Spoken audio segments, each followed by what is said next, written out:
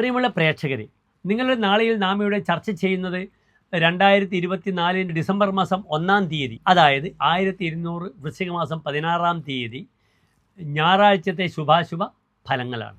ഇവിടെ തൃശ്ശൂരിൽ സൂര്യോദയം പ്രാദേശിക സമയം 6:26 അസ്തമയം വൈകിട്ട് 5:56 നാളത്തെ രാഹുകാലം ഞായറാഴ്ച 4:30 മുതൽ 6 മണി വരെയുള്ള സമയമാകുന്നു. അതിനാൽ പ്രാദേശിക സൂര്യോദയ പ്രകാരം 4:56 മുതൽ വൈകിട്ട് 6:26 വരെയുള്ള സമയം രാഹുകാലമായി നാം പരിഗണിക്കണം. നാളത്തെ തിഥി ഞാൻ സൂചിപ്പിച്ചു കഴിഞ്ഞു. നാളെ കറുത്ത വാവാകുന്നു, അമാവാസിയാകുന്നു. പിതൃകർമ്മങ്ങൾ ചെയ്യാൻ ആഗ്രഹിക്കുന്നവർക്കൊക്കെ തന്നെ നാളെ ഞായറാഴ്ച എല്ലാ വ്രതാനുഷ്ഠാനത്തോടുകൂടി പിതൃതർപ്പണം ചെയ്യുവാനുള്ള അസുലഭമായ ഒരു സന്ദർഭം, അവസരം, സൗഭാഗ്യം നിങ്ങൾക്ക് നാളെ ലഭിക്കുന്നതാണ്.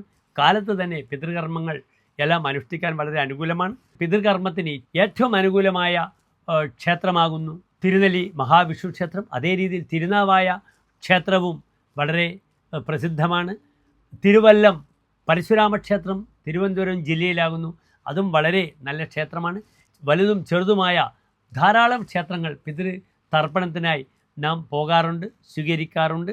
കോഴിക്കോട് ജില്ലയിലെ ഉരുപുണ്യകാവ് വളരെ അടുത്ത കാലത്തായി വളരെയധികം പ്രസിദ്ധി പെറ്റ ഒരു ക്ഷേത്രമാണ്. അവിടെ ജലദുർഗയാണ് പ്രധാനപ്പെട്ട ദേവത.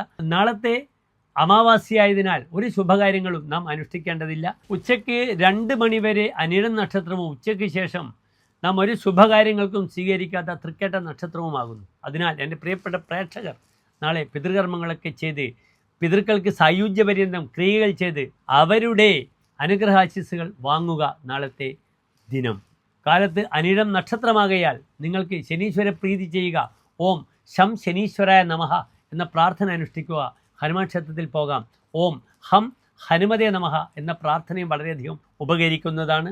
ഉച്ചയ്ക്ക് ശേഷം തൃക്കേട്ട നക്ഷത്രമാകയാൽ ശ്രീരാമസ്വാമിയെയും ഹനുമാൻ സ്വാമിയെയും ഭജിക്കുന്നത് വളരെയധികം ഉത്തമമായിരിക്കും. ശത്രു ദോഷങ്ങളുണ്ടെങ്കിൽ ശത്രുസംഹാര കുരുതി ചെയ്യുവാൻ, നമുക്ക് പാനകം ചെയ്യുവാൻ നല്ലത് വൈകിട്ട് നരസിംഹസ്വാമി ക്ഷേത്രത്തിലാകുന്നു. എല്ലാ പ്രിയപ്പെട്ട പ്രേക്ഷകർക്കും ഒരു ശോഭനമായ നല്ല നാളെ പ്രാർത്ഥിക്കുന്നു. നന്ദി, നമസ്കാരം.